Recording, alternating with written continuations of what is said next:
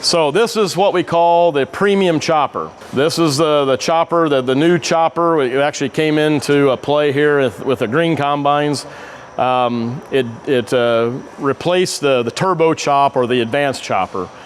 So we went away from the one that had just the center deflectors and went to this one that's a little bit more active, that can spread material more evenly out to 45 foot or so to get those for those extra wide heads.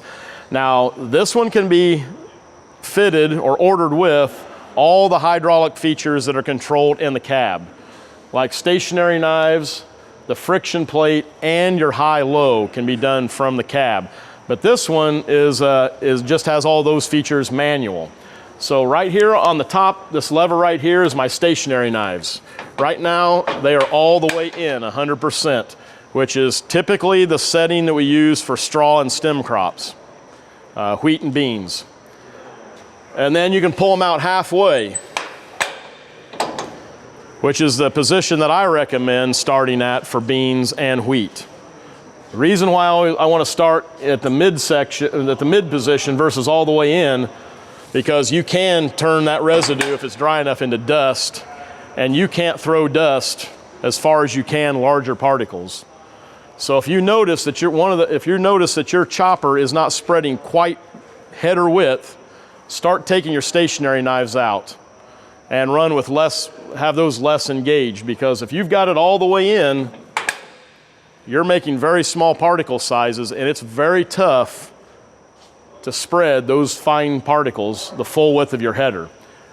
So I always recommend starting in the midsection, and just that's usually where I run for all soybeans.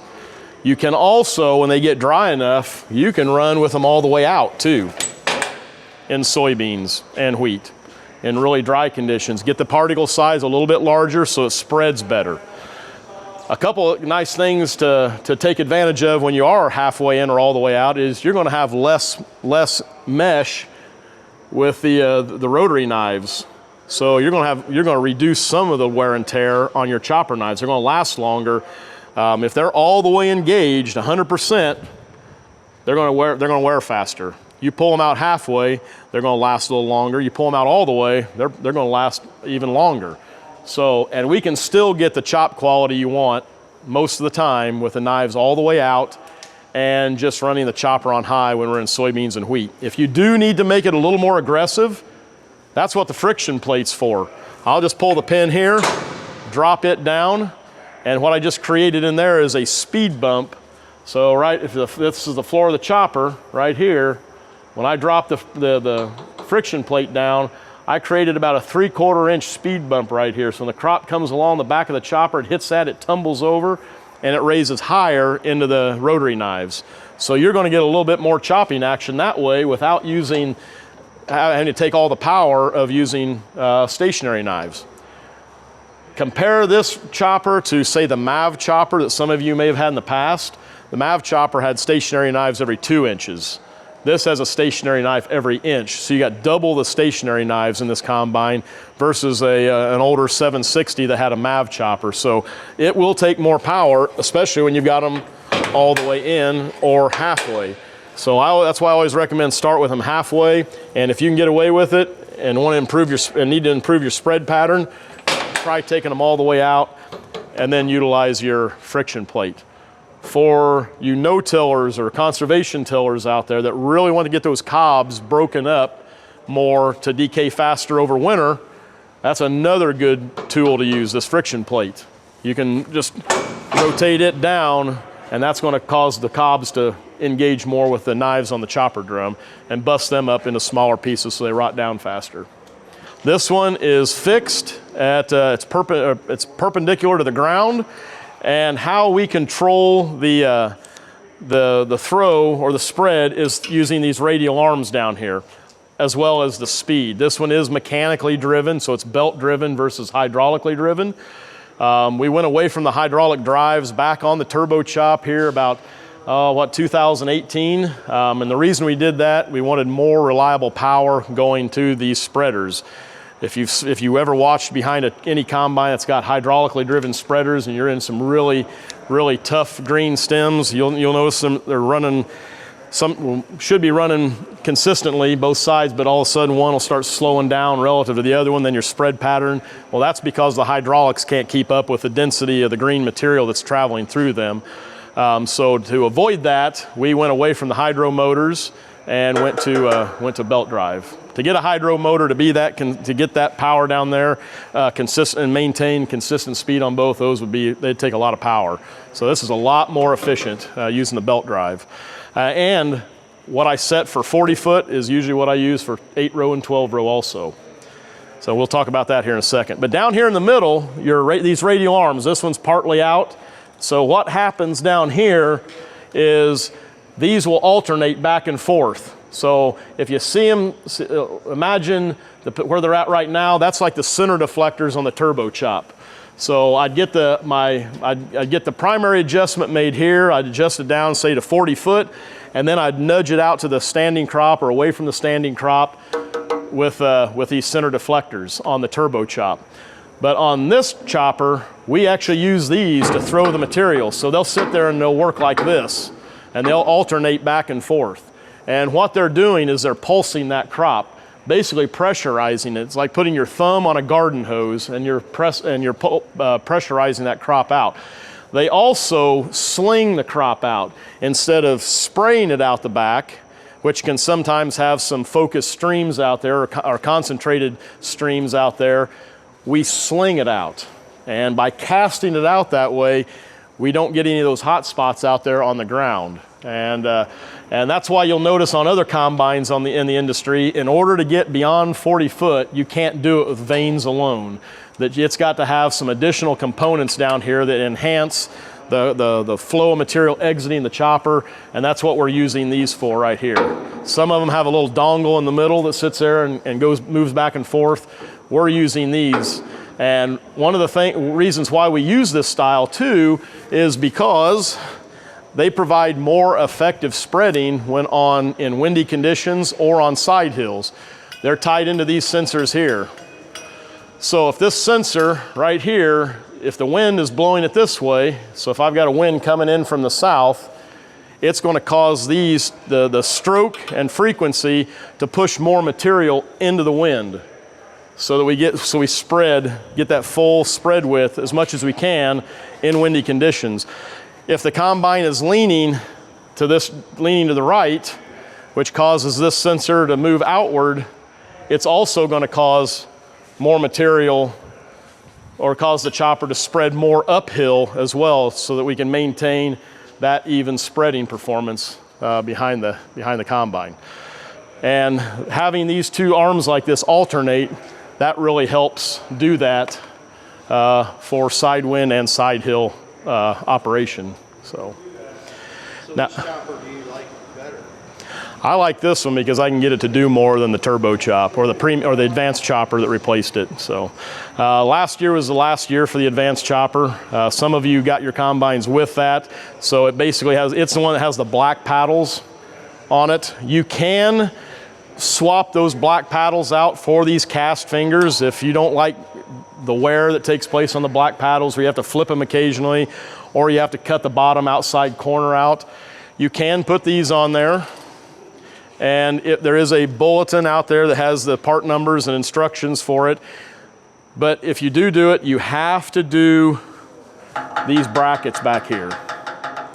That's the gussets that support it from the back. I've seen combines where customers have opted to go with some other type of more durable material that's heavier and put those in place of those black paddles, and that chopper, the skin of this drum, can't handle that if you don't have those brackets on there. So you've got to have those brackets to hold that in there. So if we move back here to the back left corner, so here you see your rotor drive and your chopper drive. And again, I mentioned this can be done hydraulically from the cab, but this 2-speed for this chopper is done manually. So I push in all the way for high speed, pull out for low speed, and then just bump it into the middle for neutral. There is a brake on the right-hand side that stops the chopper drum. So if you're in windrow position, it will not passively rotate. Some of you on the past ones, we had some that the drums would just passively rotate. And if that did that, the combine would sense that and think the chopper's plugged and shut the processor off when you're in windrow mode. So one way to fix that on those on the 19 through 21 models, 22, actually early 22s, is you see these slots right here. You can just take a big zip tie and just zip tie it to this bar right here, and that will stop this drum from rotating. Because this belt back here runs continuously, and this one right here that's running it is not, and that there's a little bit of friction that takes place in there that causes some passive rotation on the drum, and you'll hear the knives tink as they flip over. You're probably running 2 RPM, 3 RPM, but that's enough to make the combine think the chopper's plugged and shut the processor off. So if you do have a combine that you're windrowing, you can just take a zip tie or 2 big ones and just tie them right here, and it'll stop that. On this one, we've got the brake on the side, it won't do that. So that's only for the windrowers. So I'm right now on low, pulled it out for corn. So I've got my spreaders on low also. And that's great for 12 row and 8 row. If I'm going up to 16 row, I may have to shift these over to high range. And to do that, I just detension the belt here and just rotate it from one pulley set to the other. And I'm good to go there for a 16 row corn head. When you go from a 16 row to a 40 or 45 foot or larger draper head, you need to put the spreaders back on low. You can only run the spreaders on low. Chopper on high, spreaders on low. I can't run both of them on high. If I keep the spreaders set at high, the combine will shut the processor off because it does not want these run on high. So there is a default set in there that will limit the speed that you can run by shutting the processor off. So you'll need to come down here, shift this back into low so you can run high and low, low and low, and low and high, just not high and high. Get that? There's a decal on the side that tells you that. So high only runs low spreaders, low can run low spreaders and high spreaders. Now, if the beans are very dry and you're struggling to get it full header width, you can put this down into low range and keep the spreaders on high in soybeans, but do not use your stationary knives. You don't want to run in low range with stationary knives. Now, we have done that. We did that, a few combines last year did that with 45-foot draper heads, and they were able to boost their spread pattern out in the drier conditions by doing so. Just don't use your stationary knives. So a lot of the questions that we get are on that spread pattern, and the thing that helps out the most is sometimes pulling your stationary knives out, reducing that restriction on the crop flow or the residue flow, and it'll propel it out a bit wider, throw it a little farther. So you said with a 16 row, you're supposed to do what? If you're on a 16 row corn head, you'll put it in low by pulling out or switching the cab, and then put this on high. Yeah. But don't forget to put it back on low when you go to soybeans, put that on high. Now on the chaff blower, occasionally we've run into I got questions on it streaking down the center. What you can do is if you're in some really heavy conditions and it's wanting to fall down before it goes into the spreaders and gets spread with all the rest of the residue, you can actually change its pivot point and pitch it up a little higher. Right here, there's your swing arm. You can see the other swing arm through the other side. That swing arm right there, you can change its position. You can move it one bolt hole farther forward, and that's going to kick it up just a little bit and direct the flow more into the chopper if you're harvesting some really wet, dense material that seems to want to just fall out as soon as it exits the blower. So you can just move them forward from this position to this hole right here and kind of kick it up a little bit more on the chaff spreader. So dry, it shouldn't be a problem. Most conditions, it's not a problem. It's usually when you get into those early, tough green stems that it just doesn't want to throw right into the chopper. It misses, some portion of it misses, and it falls on the ground. You get that streak down the middle. If you move that pivot from there back one hole, then you can kick it up and blow that material into the chopper. And you usually don't have to move it back. Once it's there, leave it there. So.